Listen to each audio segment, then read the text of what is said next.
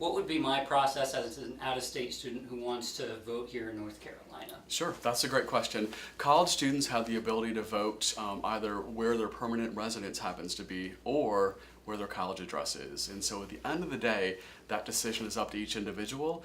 And so on the Elon Votes website, we have a whole variety of information. But at the end of the day, what we want students to do is have a conversation with their parents or guardians and also keep their state and local regulations in mind. In some minor instances, when you register to vote in a state where you're not a permanent resident, that may trigger the DMV, it may affect local scholarships, and so students are able to vote either on their permanent address, and then you can use the Turbo Vote system to request an absentee ballot, so it will be sent right here to your campus box on campus from California, and you send it back in to vote.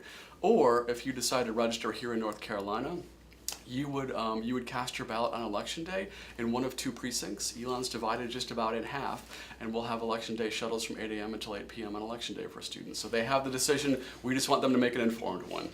And for you, June, you're a student here. What's the message to the students you meet with to get them to show up to vote? Because some people might not be as into the political arena as I'm sure you might be. So what's the conversation to get them involved? I think what I always refer to is the fact that we have the privilege to have access to this. There's a lot of people around the world and even in the United States who don't have access to voting or voting rights.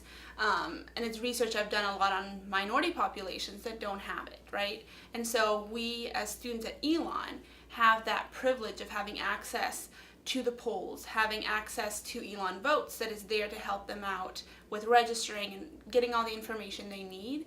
And to me, so if you have that privilege, why not take advantage of it and get your voice out? Because at the end of the day, the decisions that are being made now will affect all of us in the future. It's not just another election year.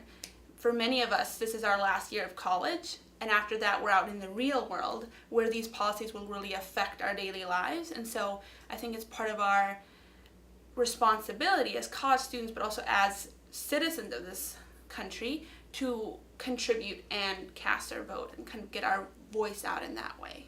And you mentioned a big word there. You talked about access. Mm-hmm. Like some other countries don't have the privileges that we do, and some states differ in terms of just access. We've seen in North Carolina the Fourth Circuit's ruling, and then it's appealed to the Supreme Court fail. Can you just speak a little bit to the access to voting here in North Carolina and how that shifted recently? Sure. What we've done with the Elon Votes site is we've really kept our finger on the pulse of what's going on. And so prior to July the 29th, folks had to have an ID to register to vote. And that changed with the Fourth Circuit decision on the 29th. And then several weeks later, on the 31st of August, Supreme Court decided that appellate decision would not be overturned. So right now, you don't have to have that ID. It's been really confusing, I think, for a lot of people. I think the state of North Carolina has spent millions of dollars when IDs needed to be used to register to vote just a few months ago, and then all that's changed. And so I think part of the concern right now is folks aren't exactly sure what they need. So we've been working with our local board of elections here in Alamance County, as well as keeping tabs on what's going on nationally, to make sure that we condense that information for students and have it all in one place for them. And you talked about the confusion part. I think given the fact that we have students on campus from all 50 states, we're talking about 50 different sets of forms and a whole series of deadlines. And so one of the beauties of Turbo Vote that's linked to the Elon Votes site is that it allows students from any state in the union to navigate those forms and those deadlines in a very simple way. Otherwise, it can be very confusing and challenging. And what is, because it's so recent too, August 31st, like you said, have you guys come out with that one explanation to students to simplify the process or make them wrap their heads around it? I think we've not really gotten any questions yet, which is surprising. But I think it does come from the fact that many of our students are doing absentee voting, just because it's easier than having to, many are out of state, so 80% of our students are coming from different places. So if they decide to vote at home, they're getting absentees sent to their campus box. For other students who are from North Carolina, even those tend to get absentee because it's not sure that they can go home if it's outside of Alamance County to go and vote on election day. So I think the fact that we have a large rate of students doing absentee voting does help us with the problem of getting out the information about voter or the ID that they need. But I think it will become a question more as we become, coming closer to election day and students are really thinking about going out to the polls and what they need to do. That's a good point. And just to add to June's thoughts, in the last election in 2012, only 45% of millennials decided to vote, and those are folks between 18 and 29. And so when things have changed here in North Carolina to make things more challenging, on top of the fact that 4 years ago only one in two people decided to vote in this demographic. And so I think what Elon Votes over the past 2 years has done, and what the Elon Political Engagement Group has done over the past year, is to say, how can we create a one-stop shop to help students navigate changes and challenges and obstacles to make things as simple as possible for them. And so we're really proud of what everyone has done on campus to really come together and put forth to make things really convenient and simple for students and to convey a unifying message. We want students to vote at the end of the day, and we are trying to make things as easy as possible for students to cast that ballot, whether it be here in North Carolina or from the state of their permanent residence. And compared to other states, where does North Carolina compare in terms of just it being maybe more challenging or less challenging? Where does it fall in that spectrum? I don't think we haven't delved into that, to be honest with you. I think what we've decided to delve into is keeping in mind the fact that we have students from all 50 states. And so because there are 50 sets of forms and a whole series of deadlines, how do we make it convenient to have information in one place for students for them to make that decision? So we sort of haven't delved into what's happening in other states. We just really put our resources together to make it possible for students to vote here with their campus address or from their permanent residence. So that's been really our focus. And I was a freshman in 2014, the Kay Hagan-Willis race, that was a big year. And I remember sort of hearing a little bit about Elon Votes, but now I'm seeing Elon Votes pretty much everywhere. In 2016, lots of flyers, lots of forms, the website's up. Can you just speak to the marketing of Elon Votes to students and how you're trying to generate a response? I think accessibility, again, is kind of something really important, and students tend to react more if they see it around. It's harder to go and find something that you don't know exists.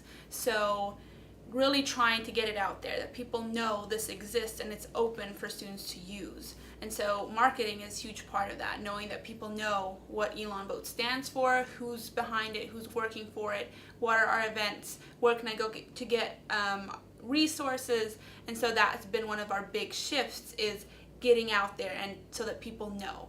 And something that I've realized a lot is people mention it without even knowing that I'm involved with it. They tend to bring it up, saying, oh, you should go and look at the Elon Votes website if you need information about voting. So it's becoming part of the conversation and visual. I think the visual of it is helping us a lot in getting our word out and getting students involved and knowing that there's resources on campus for them to use. That's good. You mentioned 2014. Elon Votes was founded 2 years ago in 2014, right before the midterm elections.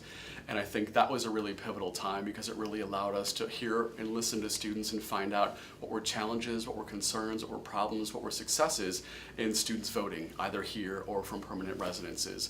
And so it really helped us to mobilize and have about a 1.5 year window after that to put everything in place for this fall. And so again, Elon Votes is only about 2 years old. The Elon University Political Engagement Work Group, which is comprised of faculty and staff and students from the Kernodle Center, from Elon Votes, from Political Science, from the Center for Leadership, from Residence Life, that group is only a year old, and we really spent the last year putting everything in place to make things as simple as possible to get students to register to vote, but also to help students get educated about the issues at stake in this fall's election. And what were the major takeaways from 2014 that you felt needed to be improved on going into this year? Yeah. I wasn't part of that yet, so I kind of came into it in between election years, and I think that's something that has helped us, is the fact that it is a presidential election going on. It's definitely easier getting students involved in that than local or state elections. So that will be a challenge once November has passed. How do we work with students to still keep them engaged even after the big election that always attracts a lot of attention? So from personal perspective, I didn't know Elon Votes existed before I became part of it. So visibility and events and things like that, I think that was something that we saw space for improvement in. That's a good point. And I think now we have a very robust website, which didn't exist 2 years ago. And so I think we took a lot of these comments and questions and concerns and bits of feedback from students, and we decided to create a one-stop location that we have worked with the Alamance County Board of Elections, but also, as you had mentioned before, to keep in mind what's going on the appellate court level as well as the Supreme Court level. So students who may not be able to keep up with those decisions, we help them do that and update information on our site as it happens. And so we've created this one-stop shop resource as a result of what students had questions about back in 2012, or 2014, I should say. And what's kind of the history behind Elon Votes? How did it emerge? Why did it start? Yeah, and so Matt Weidenfeld is a professor in the political science department, and so about 2.5 years ago, he approached the Kernodle Center over coffee and said, part of the charge of Matt working with a national campaign, which is based out of Harvard, is to help register students to vote. And given the fact that the Kernodle Center really has a strong history of engaging students in the community and in civic engagement, he said, could we collaborate? And what might that look like? And really ever since that coffee, it really got some things off the ground. And the fact that June's sitting here, I think, has been really pivotal. The first student to really serve in June's role was Meredith Burke a couple of years ago, and Meredith was the first coordinator for Elon Votes. And I think what we learned from the process is that when you have 1 or 2 student leaders and they have a position and they're designed to think all year about this, that it's not just an every 4-year conversation, they're able to put some mechanisms and things in place that when we have an election year, Elon is ready and students are ready for that experience. And so having students think about that year round, I think has really been key. And the fact that June is sitting here today really speaks to that. And how were you involved right from the beginning, 2014? I was. Seen it through that. What got you on board with it? Because I'm sure as a faculty member, there's lots of coffee, Sure. coffee meetings, lots of people trying to get you to do a lot of different positions. It's Why a great Elon question.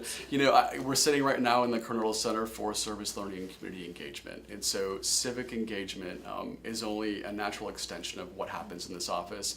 We are really charging and challenging students to be active citizens. And I think this really fits into the broader picture of what community engagement, civic engagement means on a campus like Elon. So for us, it was a logical and natural fit. And we were so happy to collaborate with our friends in political science to really move some things forward on campus. And for you, June, you're a student. What got you involved? I have always been really interested in rights and human rights and everything like that. And I think the basis of that is the right to vote, because that is how you can influence what happens in your country. And from my research and things like that, there are many countries that don't have that. And so to me, that's something that's really important, and everyone should be excited about going out and casting that ballot. Obviously, that is not the case, because we see with numbers that a lot of millennials don't go out to vote. And so to me, Bob approached me about it and said, what do you think about applying for this position?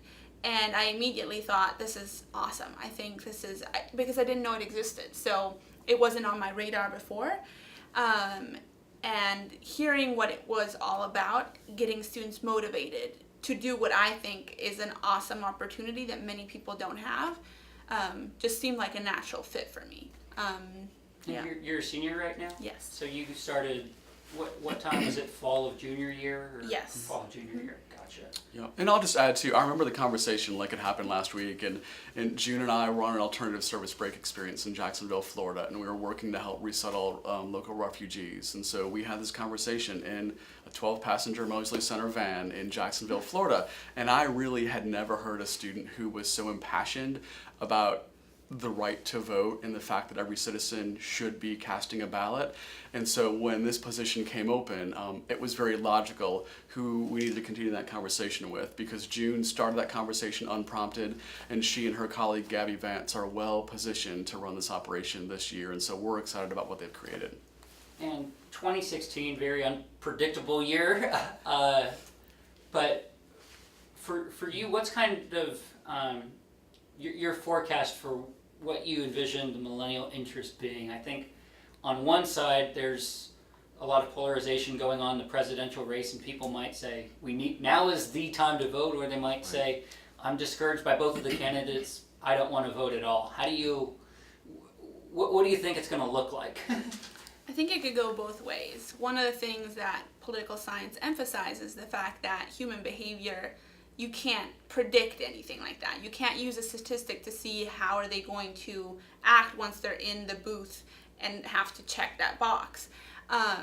So I think it could go either way. It could really promote people to go out and say, I need to make the decision, just because the two candidates are so polarized, but it could also make people decide that they just don't want to get involved with it because they see both candidates as not being valid or, something that could help their interests. But I also think it could kind of rise the amount of people who vote for an independent party or go completely outside of the two big parties. So I think it's a year with a lot of questions, and I don't have any of them. So I think it's exciting. It's scary and exciting at the same time to see what could happen and to see it unfold. But it's definitely one of the most exciting years we could have had to be in this position and be part of the events on campus and just generally with election and voting and everything like that. I agree. And I'll just add too, I think our charge is to engage every student on this campus in the democratic process.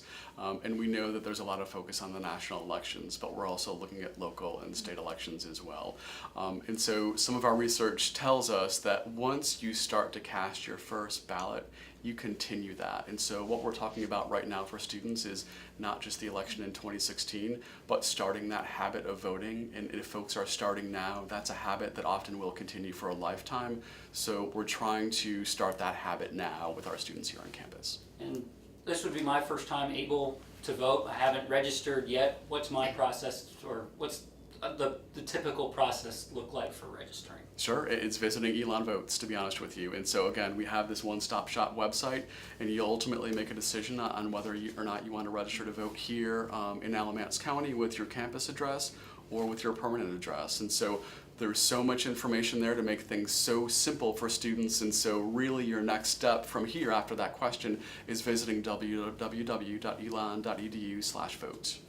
And I think you mentioned, I forget if it was June or you, but one of you said that we're not trying to focus only on the presidential race. We have state races, we have local races. I've heard a lot of conversation about Governor McCrory's race because of HB2. Yep. So it seems like more awareness is being made towards state and local elections. Would that be a fair statement to say, or do you think it's still everyone's just looking too heavy at the presidential level? I think it tends to depend on who you're talking to. Someone who's already really engaged with with general politics, and they'll probably be more in tune with also local and state. Whereas I think the general body of students is probably more focused on the presidential election. But what we're hoping to see is that once November passes, that interest remains, and that we can shift it towards focusing more on what's happening right here in North Carolina, and even on the local level here in Alamance County. I think it's great that we have an Elon alum who's the current mayor of Burlington right now. And so I think there's an excitement level because he's been on campus a good bit the last couple of months. I think what we really want to encourage students to do is look at the top of the ballot and the bottom of the ballot and everyone in between on that ballot. And so what we've built into the website is that when you check if you're registered to vote in your local area, what most of those sites will pull up is a sample ballot as we get closer to the election. We want students to look at that sample ballot before they walk into that polling place or cast that absentee ballot. We just want students to be educated about the issues at stake and about all those candidates on that ballot. That's hard to do when you walk in that booth, but it's easy to do when you use some of the resources out there to do some of that homework well in advance. And what are some of the most important issues in this election for millennials to consider? I think that's a great question. I think there's very few that are not applicable. I think some tend to be, more out there. But I think, again, it depends for students in kind of what area they're interested in. So for students in the business school, I'm sure they are looking at economic policies and how that might influence what they're studying.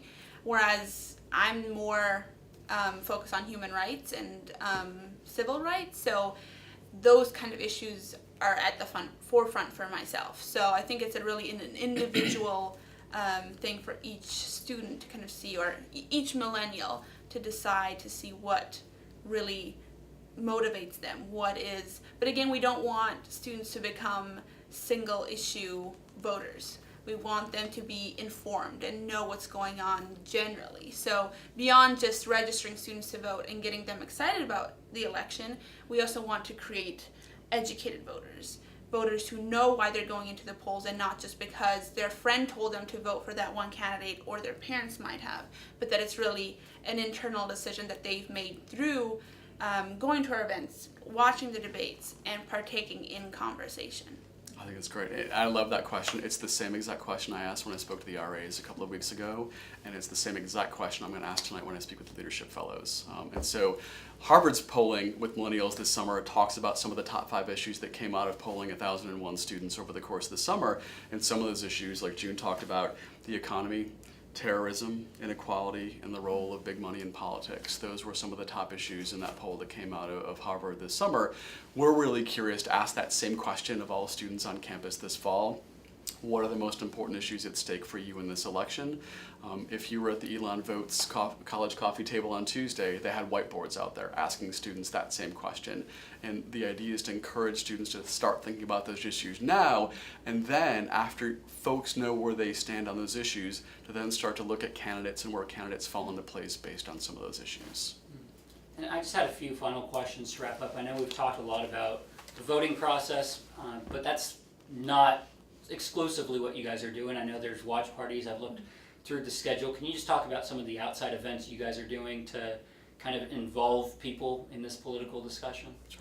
So we're having college coffee tables to get students over, and beyond just giving them information, we're also asking them to kind of tell us why is this election important to you. So getting them engaged in that way as well. We've got this week we've got tables in Moseley, so students passing by, if they can't come to college coffee or weren't awake yet, they can come by and get any information there. We've got drop-in sessions in the Kernodle Center every Monday from 3 to 5 that students can come in and get help. So a lot of times students get overwhelmed with absentee ballots and sending and filling out information, and so we want to be here for them in one place that they can know, okay, I'm having issues, let's go to the Kernodle Center and get it figured out. Beyond that, then towards the middle of September, we start having the debate watch parties, where beyond just sitting there and watching the debate, we're really trying to engage students. And so that's still taking shape. The political engagement work group has been a huge part of creating those events and making sure that we have things to do. But we're really excited about that, just because it's going to be a little bit of a different experience than just sitting there watching and then leaving, but actually seeing how we can engage students and see how they can talk about what they've just seen. Exactly, and then on election day itself, we'll have shuttles to the 2 local precincts from 8 a.m. until 8 p.m. on that day, and then that day is going to culminate with an election night watch party in the Great Hall at 8 o'clock on election night. And so we're encouraging all of campus to gather to look at those results. And then what's going to happen in the week that follows is that faculty members in political science, such as Jason Husser and Carrie Eves, are going to host a post-election conversation. And in light of we will know what we'll know and who is going to take those offices, they're going to host a conversation with what do we do now, now that the election is over, and what have we learned from this semester in terms of the election. And generally speaking, I think you mentioned 45% is around the millennial voter turnout. Why is it that low, and what's the solution? I think students often, or millennials, often feel like they don't have a voice, that they're not informed enough, or that it just doesn't matter. And something that I always try to tell fellow millennials is that this is the easiest way that you can get your voice out there. You cast your ballot and you're getting whatever you believe in out there. And I think it's also access sometimes. Voting seems like a really difficult thing. It seems abstract and like you have to fill out a lot of information. And so we're trying to ease that anxiety as well by making everything really easy through our website and through us as resources as well. And just to add, I think your question is a great one, and I think the Harvard data bears out this summer that there is a fractured relationship between millennials and traditional pillars of society, and that is government, that's the media, that's the criminal justice system. And so at the end of the day, there's a foundational crack in that relationship. And the big question at hand is, how do we start to repair that relationship? Or do we just continue to allow people to opt out of society? And if that's the case, where are we in 20 years' time if that continues? And I kind of wanted to end by just asking you guys your perspective. We've had Elon reach out to some senatorial, gubernatorial candidates making efforts to host political candidates here on campus. And I know you mentioned the political engagement work group was recently formed. Where do you think Elon's role is in being a part of this political discourse and promoting civic engagement in politics? I think the new Convocation Center, which will be able to house a lot more students, will be an opportunity to grow in the future. Obviously, at the moment, we don't really have the space on campus to host large events, or very large scale events. So Bill Clinton came to the law school, so it had to be done there just because we don't have the capacity on campus here. So my hope for the future, even when I'm not here, is to see that we can bring people like that to campus, and students can actually go out and interact with them and ask them questions in spaces like the new Convocation Center.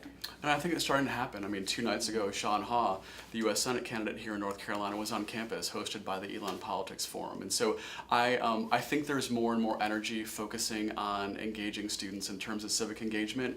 And I think as this momentum continues, I think we're going to start to see a groundswell of what happens with voter education and registration, but also with candidates as well.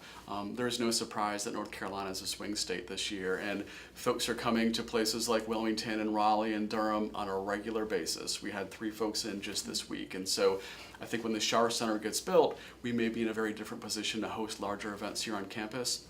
I think sometimes we forget what needs to happen in terms of staging and security and access when an event like that happens. And I know that when Bill Clinton came to the law school, that happened on a Monday afternoon. Well, that initial phone call came in on that Saturday morning before. So I think Elon is really moving themselves in a great position to handle events like that because they take so much. And so the Council on Civic Engagement has really taken a lead into helping make that possible for more students to have access to candidates across campus.